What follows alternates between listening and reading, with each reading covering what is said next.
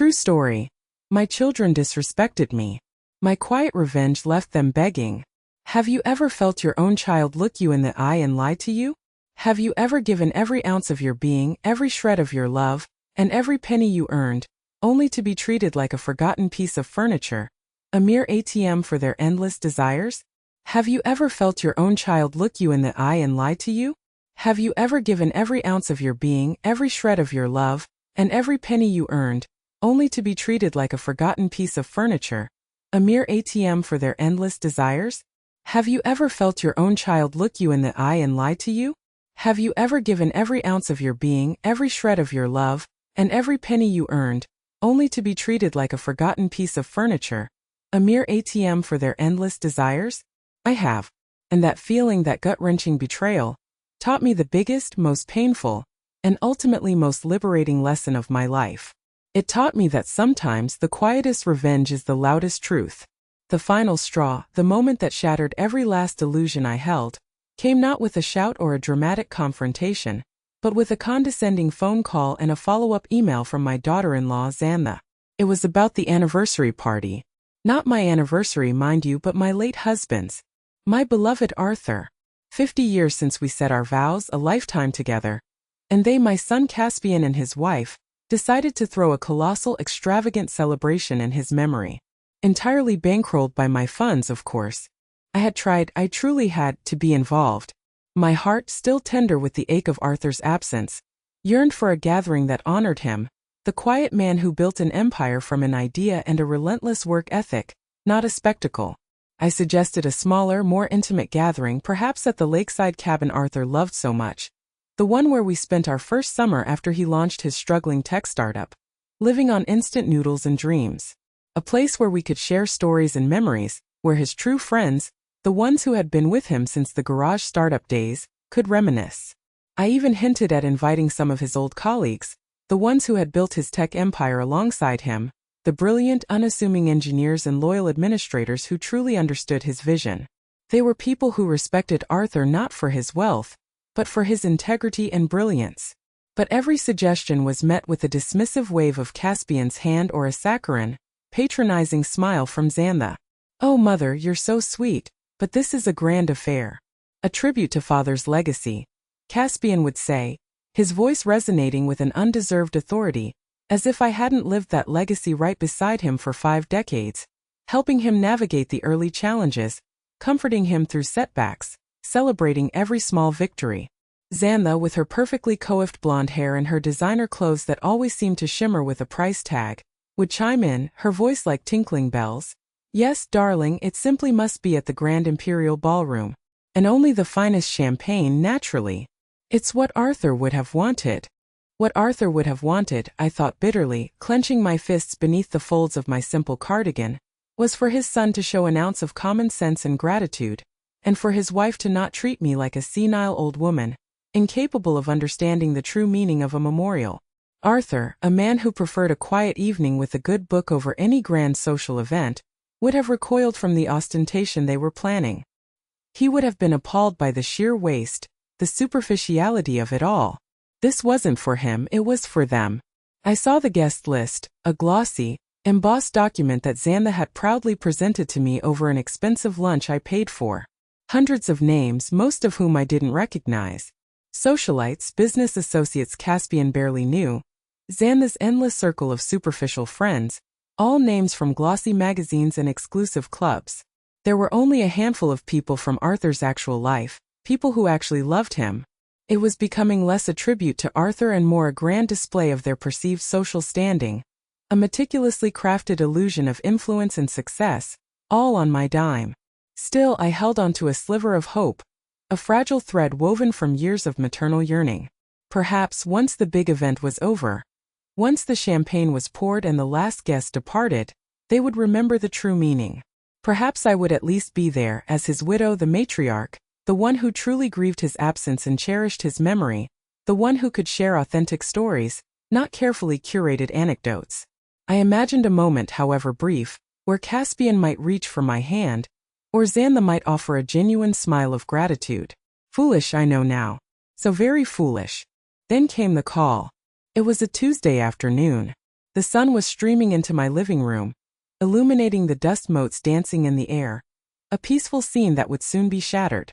Xantha's voice, smooth as silk, dripping with feigned concern, resonated from the receiver. Mother Alara, darling, we've been discussing the party, and well, Caspian and we just worry about you.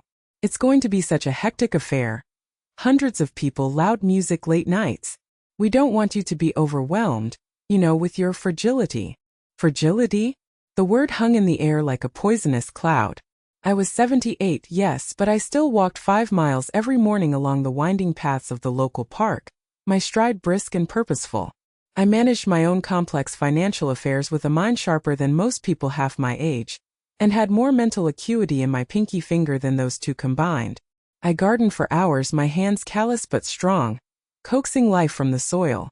My heart began to pound, a cold knot forming in my stomach, tightening with each beat. I knew what was coming. The insincerity in her tone, the over-enunciation of that single loaded word, fragility, told me everything. So, she continued, oblivious to the rising storm within me, her voice sickeningly chirpy, we've decided to arrange something much more suitable for you. A quiet private spa day. All expenses paid, of course. You can have a lovely massage, a facial, relax by the pool at the sanctuary spa. It's exactly what you need, away from all the hustle and bustle, while we celebrate Arthur's memory with all his admirers. My husband's admirers? The phrase twisted in my gut. The people who would be there were their admirers, the sycophants and social climbers basking in the reflected glow of my fortune. They were telling me, the woman who had shared every triumph and every heartache with Arthur, the woman who had celebrated his smallest successes and nursed him through his biggest failures, the woman who had built that empire alongside him from the ground up, that I was too old, too frail, too inconvenient to attend my own husband's 50th wedding anniversary celebration. They were banishing me to a luxurious gilded cage, a spa, while they paraded around, playing the grieving family, spending my money to impress strangers who cared nothing for Arthur's memory. I gripped the phone so tightly my knuckles turned white, the plastic digging into my skin. A sharp pain shot up my arm, but I barely registered it. This wasn't just an insult, it was an eviction. An emotional, familial eviction. The email arrived an hour later, a formal invitation to the spa day, complete with a detailed itinerary and a note reiterating their concern for my well-being. There wasn't even a formal invitation to the main event, not that I would have gone after that call. It was a cold, calculated exclusion, a final brutal severing of any pretense of respect or affection. It wasn't just disrespect, it was an act of erasure. They weren't just taking my money. They were taking my place, my dignity, my very existence in my own family's history. And in that moment, staring at the glowing screen of my tablet, the last thread of hope, the last shred of my misguided belief that they truly loved me, snapped. Something inside me, something that had been dormant for too long, finally awakened. And it was cold. So very cold. So how did we get here, you ask?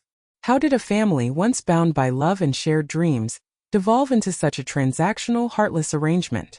It wasn't an overnight transformation, no. It was a slow, insidious creep like a vine strangling a sturdy oak tree, one tendril at a time, winding tighter and tighter, until the tree was completely consumed, its own life choked out by the parasitic growth. You see, when Arthur passed away 10 years ago, he left me everything. His tech empire, while no longer at its peak, was still a colossal fortune. He trusted me implicitly to manage it, to ensure our legacy, and to provide for our family. And that's what I tried to do. For years I had quietly funded Caspian's lavish lifestyle, mistaking his dependence for need, his charm for genuine affection. He was always a handsome boy, quick with a smile and a witty remark that could disarm anyone, but utterly feckless when it came to holding down a job. He graduated from a prestigious university, thanks to Arthur's connections and my tuition payments, but never truly applied himself. Mother, the market just isn't right for my entrepreneurial spirit right now, he'd say, stretching out on the chaise lounge by the pool of the sprawling Tuscan-style villa I paid for, a villa far too large for his meager efforts. He'd dabble in one half-baked business idea after another, each one more fanciful and less profitable than the last, always needing a little seed money from me, which inevitably vanished into thin air, leaving nothing but a lingering scent of failure and another empty promise. I remember one Christmas, a particularly chilly December, Caspian had a brilliant idea for a luxury pet grooming service, for prize-winning show dogs, no less. He had drawn up elaborate plans, complete with glossy brochures and projected profits that soared into the stratosphere. He needed $250,000 for the mobile grooming vans, each one a gleaming, custom-fitted mobile salon, complete with hydrobaths and aromatherapy diffusers. Then there were the high-end products, the organic shampoos imported from France, the bespoke collars, the tiny diamond-studded leashes, and of course, the extensive marketing campaign targeting the wealthiest dog owners in the Tri-County area. I hesitated, clutching my mug of chamomile tea, a knot of unease tightening in my stomach. I had seen this pattern before. But he looked at me with those big, hopeful eyes, so reminiscent of Arthur's when he was excited about a new invention, and promised me this was it. This was the one that would make him self-sufficient, the one that would finally prove his worth. "This is for my future, Mom," he pleaded. "For Clara and Liam's future." My resolve crumbled. I gave him the money. 6 months later, the vans were repossessed, gathering dust in some forgotten impound lot. The high-end products were piled in a rented storage unit, slowly going past their expiration dates, and Caspian was asking for help with his mortgage, which of course I was already covering anyway. The pet grooming service was just one of many such ventures, each one draining more of my resources and a little more of my hope. And then there was Xantha. Oh, Xantha. She was ambitious, yes, but her ambition was purely materialistic, a relentless pursuit of superficial status. She viewed me, frankly, as a necessary but tiresome appendage to their opulent life, a seemingly endless wellspring of funds. Her designer habits weren't just a hobby. They were a lifestyle, a competitive sport she played with other socialites. Hermes scarves, Chanel suits, Louis Vuitton bags, diamond watches, custom-made shoes. The list was endless, each item more astronomically priced than the last. I remember one afternoon she came to my modest home, the home Arthur and I had built together, brick by brick, memory by memory, the one filled with laughter, whispered secrets, and quiet triumphs, not ostentation, and she wrinkled her nose, a delicate tremor of distaste, as she stepped onto the antique Persian rug that Arthur's grandmother had brought over from Iran. "Mother Ilara, darling," she cooed, her voice sugary sweet, but with an underlying sharpness. "This rug is positively vintage. Wouldn't you prefer something more contemporary? Something that really pops?" I saw the most divine silk carpet, hand-knotted, perfect for your living room. Only 50,000, a steal really considering the craftsmanship. I just smiled, a tight, weary smile that barely reached my eyes, and said, "This rug has seen more life than most people, Xantha. It's been witness to generations of family, of joys and sorrows. It's perfect as it is." She just shrugged, her perfectly manicured hand dismissing my words, clearly not understanding that value wasn't always measured in price tags, but in history, in sentiment, in the quiet echoes of a life well lived. She only understood the language of commerce and social currency. My grandchildren, Clara and Liam, were caught in the crossfire, though I tried to shield them, tried to instill values that their parents seemed to have forgotten. Their elite education at the most exclusive private schools, their exorbitant allowances that dwarfed my own monthly expenditures, their designer clothes that they wore once and discarded, their new luxury cars every 2 years, all paid for by me. I wanted them to have opportunities, yes, opportunities Arthur and I never had in our youth, but they quickly learned that their grandmother was a bottomless well of money, a benevolent force that existed solely to fulfill their every whim. Clara, who was 22, once called me in a panic from a boutique in Paris, her voice a frantic shriek, because her credit card was declined. "Grandma, it's only a $10,000 dress. I need it for a charity gala. All my friends will be there. You don't want me to be embarrassed, do you?" she wailed, as if my primary purpose in life was to prevent her social embarrassment. Liam, 20, was always crashing his luxury cars. Not just once, but repeatedly, only for me to receive a call from the dealership about the new lease agreement, always demanding the latest model, with top-of-the-line features, of course. I just wanted them to visit, to share a meal, to ask about my day, to genuinely connect, not just about their next financial need. I wanted to tell them stories of Arthur, of their own family history, but their eyes would glaze over, their fingers twitching for their phones already bored. My greatest wish, my deepest longing, was to be a cherished matriarch. To be the wise elder, the confidant, the heart of the family, a beacon of stability and love. Not a living ATM, a convenient source of never-ending funds.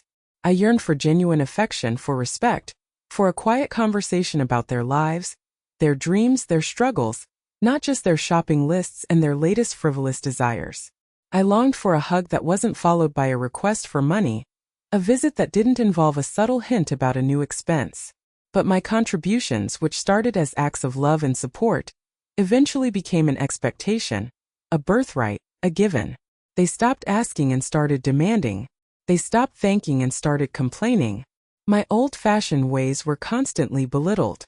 My advice was dismissed with a roll of the eyes. My presence was tolerated, at best, and often seen as a burden, an inconvenient reminder of the source of their lifestyle. "Mother, why do you insist on living in this quaint little house?" Xantha once asked, eyeing my overflowing bookshelves filled with first editions and cherished paperbacks with disdain, as if knowledge itself was clutter.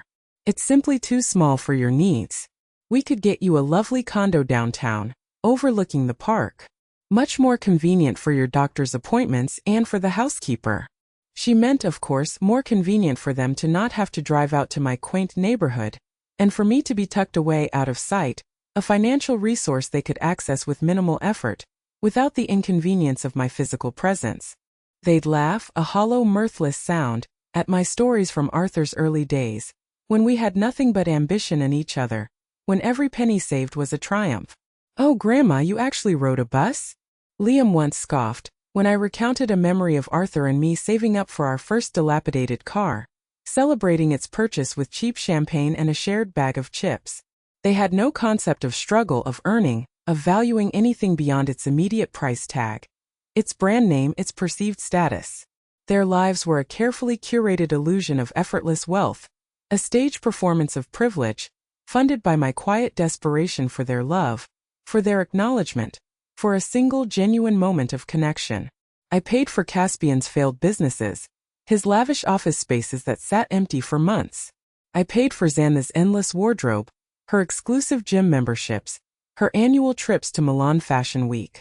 I paid for their sprawling mortgage, their fleet of luxury cars, their children's exorbitant allowances, their elite university fees, their destination weddings that cost more than some small country's GDP, their extravagant vacations to private islands. I paid for their entire existence, while they treated me with thinly veiled contempt, with a dismissive air that chipped away at my soul. I remember one Thanksgiving I spent 2 days cooking a feast, just like Arthur used to love, meticulously preparing his favorite dishes, hoping to recreate the warmth of our old family gatherings. Caspian arrived, glanced at the bountiful table, piled high with food cooked with love, and said, "Mother, didn't we agree to just order catering this year? So much easier. This looks like a lot of effort." He then proceeded to spend the entire dinner on his phone, scrolling through stock prices, occasionally grunting a response to Xantha's incessant chatter about her latest charity ball, a ball, of course, that I had also funded. Each dismissive comment, each forgotten birthday, each thinly veiled insult chipped away at my spirit, eroding my resilience. I kept hoping, foolishly perhaps, that one day they would see me, truly see me, not as the source of their endless financial flow, but as their mother, their grandmother, a person who loved them beyond measure, who had sacrificed so much for their perceived happiness. But that hope had dwindled to a tiny ember, flickering weakly in the encroaching darkness, and on the day Xantha told me I was too fragile to attend my own husband's anniversary, that ember was extinguished, leaving behind only the cold, hard ash of reality. It was then I knew, with a clarity that stung like ice, that I had been a fool. And it was time for this fool to finally get wise. What would you have done? How much more could you take? I lay awake that night, the silence of my bedroom amplifying the cruel echo of Xantha's words. "Your fragility." It resonated in my mind like a malevolent mantra, twisting and turning, until it morphed into the faces of my children and grandchildren, their smiles plastered on, their hands outstretched, always asking, never giving. The image of Arthur, laughing, vibrant, so full of life, flashed before my eyes. His honest eyes, his strong hands, his quiet strength. He wouldn't have stood for this. He would have been furious. He would have protected me. And then a quiet calm settled over me, a peace I hadn't felt in years, a profound stillness that filled the void left by extinguished hope. It wasn't the peace of resignation, but the calm of absolute resolve. The decision was made. There was no internal conflict left, no lingering doubt, only a clear path forward, illuminated by the harsh light of truth. The very next morning I rose earlier than usual. The sun was just beginning to paint the sky with hues of pink and gold, casting long, peaceful shadows, but I barely noticed its beauty. My mind was sharp, focused like a perfectly tuned instrument. I made myself a cup of Earl Grey tea, just as I always did, the comforting aroma filling my small kitchen. Then with a steady hand I picked up the phone. The first call was to Mr. Davies, my longtime estate lawyer. He had handled Arthur's will, set up all the trusts, and managed my financial affairs for decades. He was a kind man, always respectful, always professional, a bastion of discretion and legal acumen.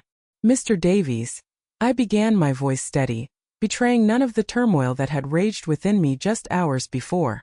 I need to make some significant changes to my financial arrangements, effective immediately. He listened patiently as I explained in calm, measured tones exactly what I wanted to do. I wanted to redirect all trust funds, allowances, mortgage payments, and car leases that directly benefited Caspian and Xanthus family. Not some, not most, but all. Every single penny that flowed from my accounts into theirs was to be stopped. And where was it to go instead? Into a new irrevocable charitable foundation. I had thought about this for years quietly in the back of my mind, a little dream of giving back in a meaningful way, of ensuring Arthur's legacy truly meant something. Arthur and I had always discussed setting up a foundation for elder care, to help those who, like me, might find themselves vulnerable or alone, lacking the resources or family support they needed. We had envisioned a place of dignity and compassion. Now was the time.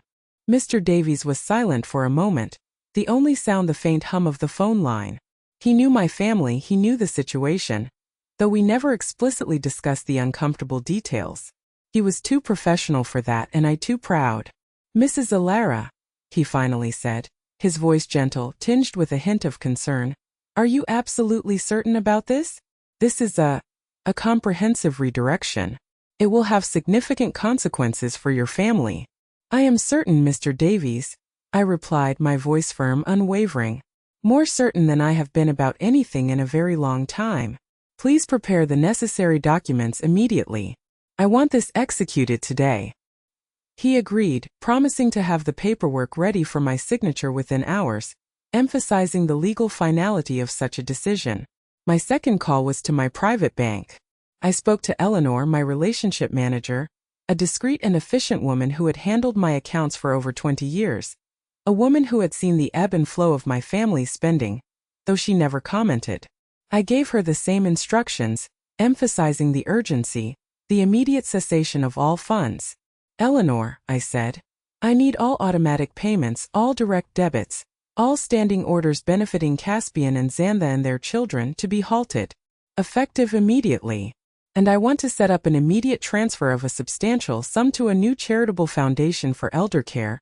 Details to follow from Mr. Davies. She, too, expressed a moment of surprise, a polite intake of breath, a barely perceptible pause, but her professionalism quickly took over. Understood, Mrs. Alara. We will process these requests immediately. Is there anything else I can assist you with today? No, Eleanor, I said, a faint, almost imperceptible smile touching my lips. That will be all. Thank you. As I hung up the phone, a profound sense of peace washed over me, deeper and more expansive than any spa treatment could ever offer.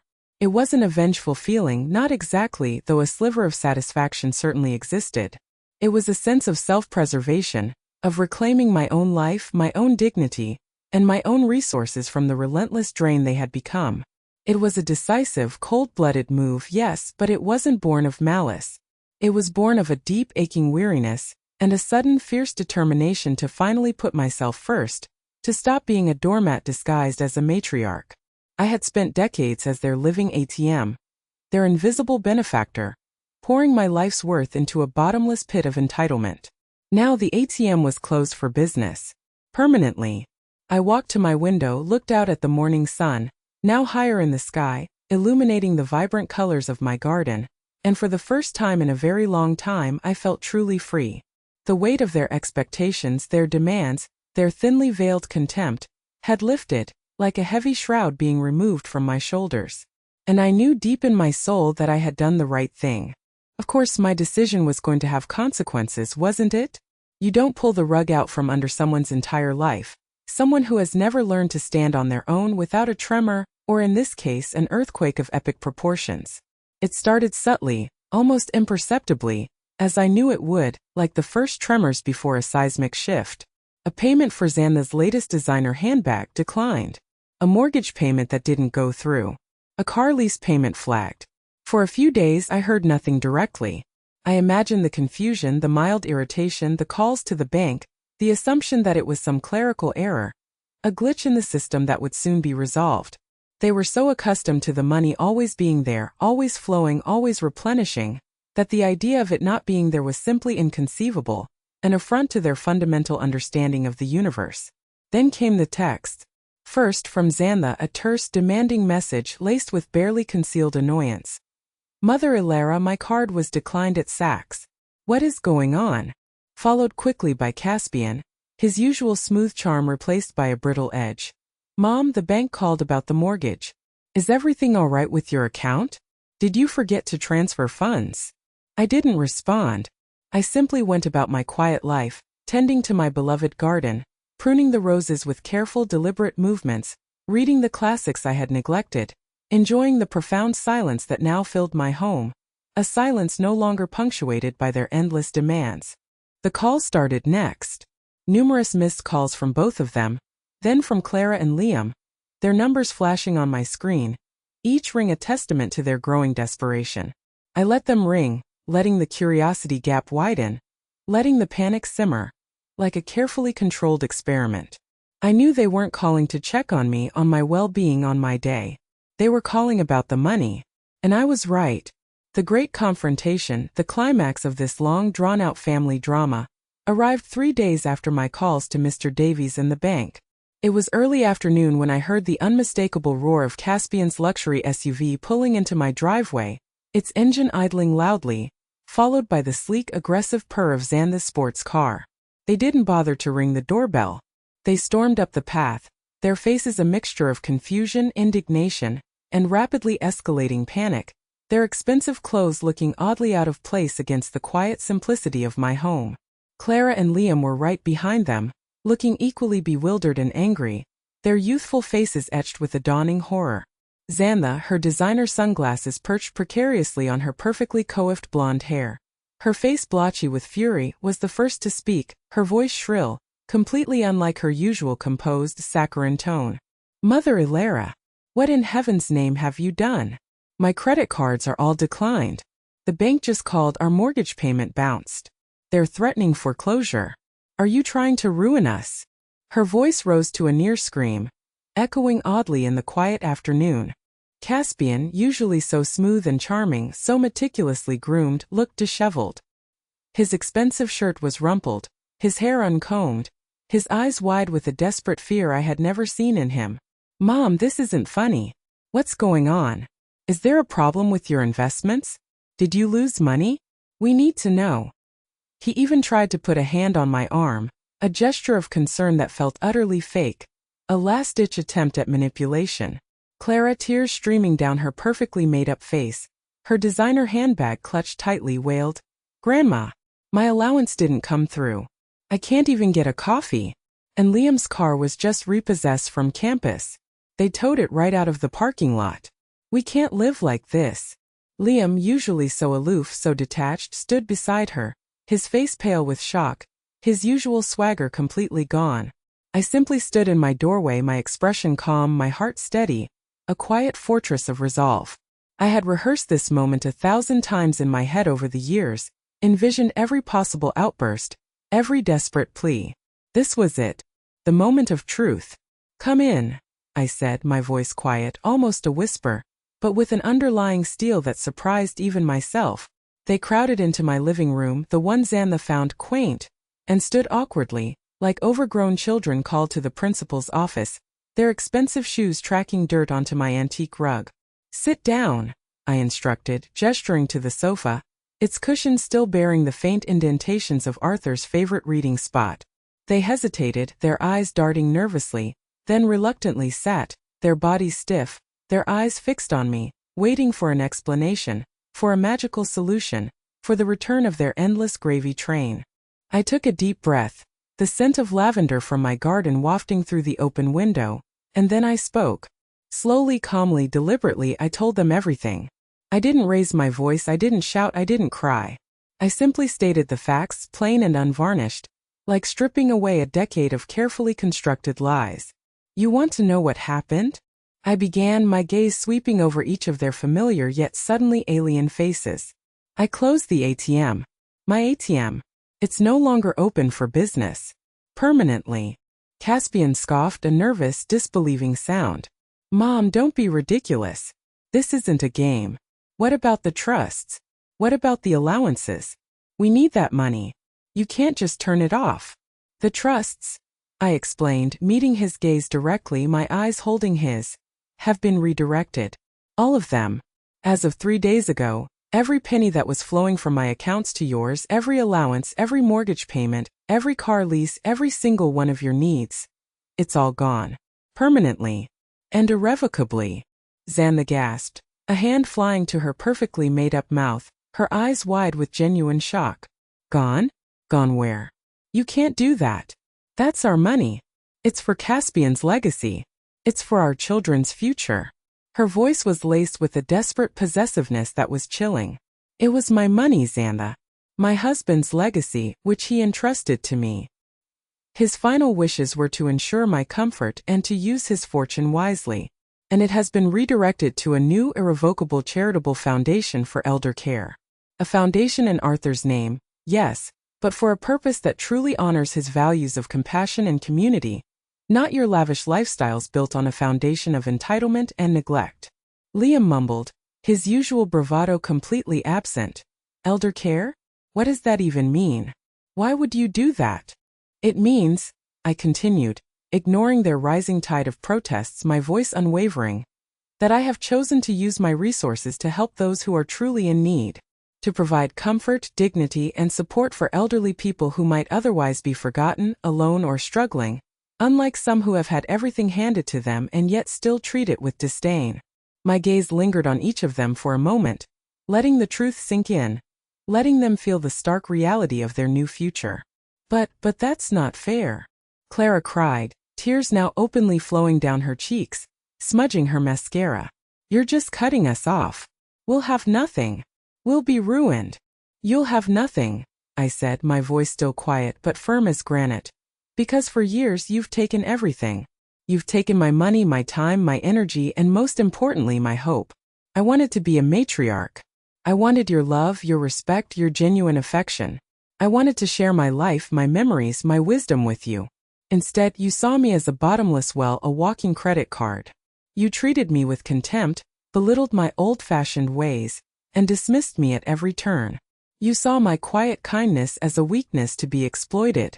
Caspian tried to interject, his voice now pleading, laced with a new raw fear. Mom, that's not true. We love you. We always have.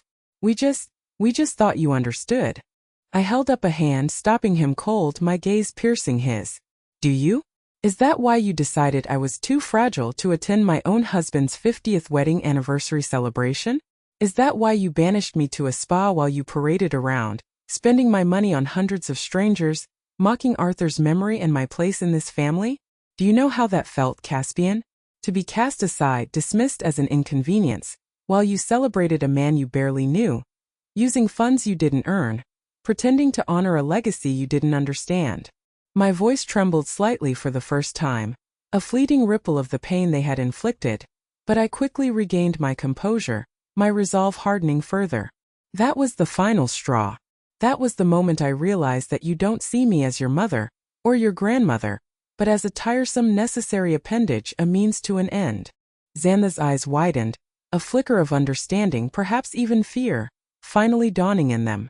The superficiality began to crack. Mother Alara, please, you don't understand. We were just trying to protect you. It was for your own good. The party was going to be so much And we just thought. Don't insult my intelligence, Xantha, I said, my voice suddenly sharp, cutting through her flimsy excuses. You were trying to protect your image, your social standing, and your ability to spend my money without having to endure my presence. You erased me from the most important day commemorating my late husband. You erased me from my own life, from my own history. Their faces, which had been a mask of indignation and panic, slowly transformed. The begging began, desperate, manipulative, a pathetic display. Caspian tried to apologize, mumbled something about a misunderstanding, about how much they valued me, how they were so sorry for everything. Xantha started to cry, real tears this time, her perfect makeup streaking, promising to change, to be more attentive, to visit every day, to do whatever it took. Clara and Liam, seeing their parents' distress, joined in, their voices a chorus of wails, promising to visit more, to call more often, to get jobs, to do anything. But it was too late. Their words, once so desperately longed for, now sounded hollow, utterly devoid of sincerity. They weren't begging for me, they were begging for the money. They weren't apologizing for their disrespect. They were apologizing for the devastating financial consequences of that disrespect. I'm sorry, I said, standing up, signaling the definitive end of the conversation. But my decision is final. It's irrevocable. There is no turning back. You are all capable adults. It's time you learn to stand on your own 2 feet. You have skills, talents, and opportunities that you have never had to use because I enabled your dependence, because I shielded you from every consequence. Now you have the greatest gift I can give you. The chance to build your own lives with your own efforts and your own money. Their protests escalated, turning into anger, then threats, their faces contorted with fury. Caspian even warned about challenging the will, about legal battles that would drag my name through the mud. Do what you must, Caspian, I said, utterly unafraid, utterly at peace. My lawyer has ensured everything is legally sound. You will find that I have more than enough resources to defend my decisions, and to ensure Arthur's true legacy is honored. They left eventually, defeated, furious, and utterly bewildered, their luxury vehicles screeching out of my driveway. The silence they left behind was not empty, but filled with a profound sense of peace. The storm had passed, and the sun was finally shining brilliantly and warmly on my side of the street. So what happened next? Well, their world as they knew it collapsed, and mine surprisingly began to flourish, to bloom in ways I could never have imagined.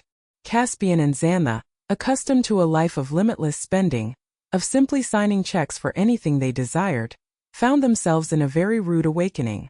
The sprawling Tuscan-style villa, the one I had paid for, was quickly foreclosed upon, its manicured lawns and shimmering pool now symbols of their vanished fortune. They had no savings, no assets, nothing to fall back on.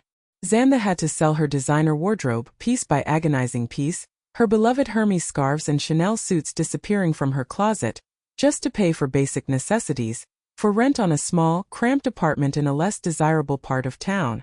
Caspian, utterly unprepared for real work, for the daily grind of earning an honest living, struggled to find anything beyond menial jobs, bouncing from one low-paying position to another, his entrepreneurial spirit mysteriously absent when it came to actual effort.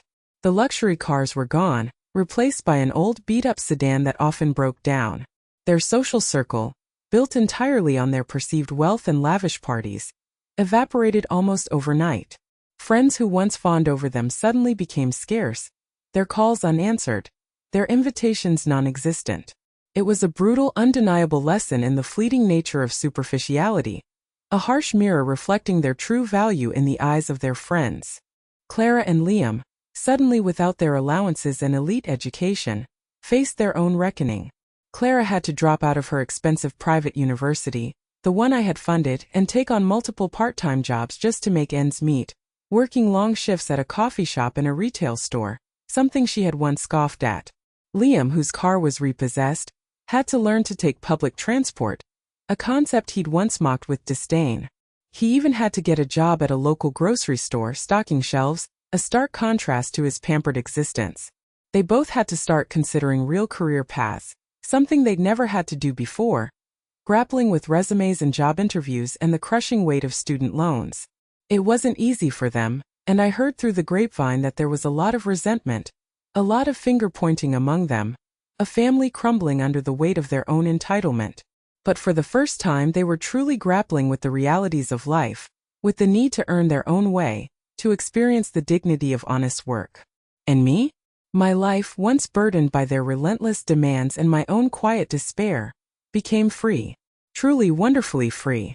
With the vast sums that would have gone to their extravagance, the Arthur Ilera Elder Care Foundation was established and began its work almost immediately. We funded new facilities, provided crucial support services like in-home care and meal delivery, and trained compassionate caregivers, ensuring that elderly individuals had access to the care and respect they deserved. I became deeply involved not just financially but personally. I visited the centers, met the residents, listened to their stories, and saw the profound, tangible impact of my decisions. It filled a void in my heart that years of showering my family with money never could. It was a purpose that resonated with Arthur's true values, a legacy far more meaningful than any lavish party. I reconnected with old friends I had neglected, too busy trying to appease my children and manage their endless financial crises.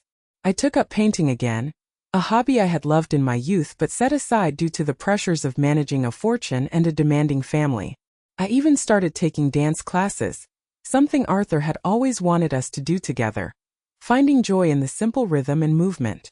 I met wonderful people who valued me for my stories, for my laughter, not for my bank account. People who were kind, genuine, and who shared stories and laughter without any hidden agenda, without any expectation.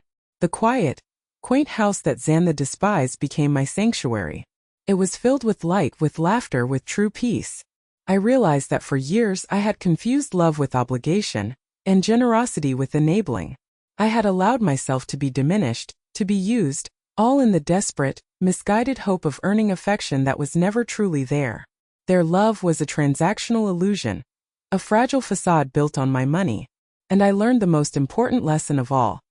The greatest gift you can give someone isn't money, but the opportunity to stand on their own 2 feet, to discover their own resilience, to forge their own path. Sometimes the most loving act is to let go, to allow others to stumble, to fall, and to ultimately find their own strength, their own dignity. It's not about being cruel. It's about allowing them the fundamental human dignity of self-reliance, of earning their own way, of valuing what they create themselves. My quiet revenge wasn't about punishment. It was about liberation, for them in a painful, indirect way, and most importantly for myself. And that, my friends, is a freedom worth more than all the fortunes in the world. That was my story. Our channel is full of life lessons like this one, stories of ordinary people facing extraordinary challenges and finding their own strength. If you found something in my story that resonated with you, something that made you pause and think, please consider subscribing to our channel and turning on notifications so you don't miss our next story. And now I'd love to hear from you. What do you think? Did I do the right thing? Share your thoughts with me in the comments. I'll be reading all of them.